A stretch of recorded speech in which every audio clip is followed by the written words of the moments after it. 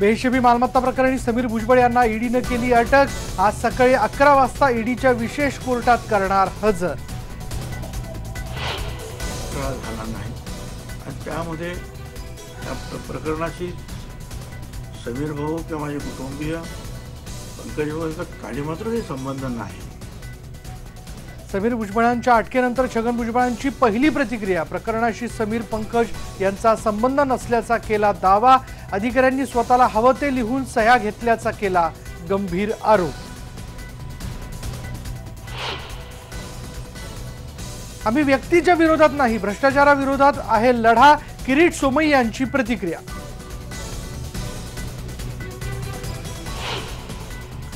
मुरुडच्या किनाऱ्यावर बेपत्ता विद्यार्थ्यांचा शोध सुरू। काल झालेल्या दुर्घटनेत पुण्याच्या आबेदा कॉलेजच्या 13 विद्यार्थ्यांचा बुडून मृत्यू।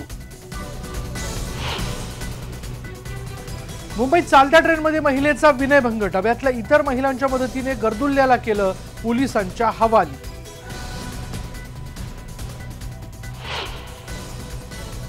समलैंगिक संबंध यापुढेही देशात गुन्हा समजला जाणार का?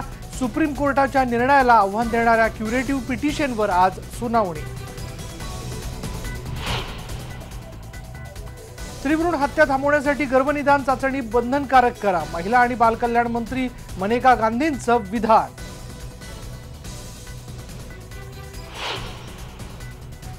आणि आज होणार रिझर्व्ह बँकेचं पतधोरण जाहीर। व्याजदरात कपात होण्याची शक्यता कमी, तज्ज्ञांनी वर्तवला अंदाज।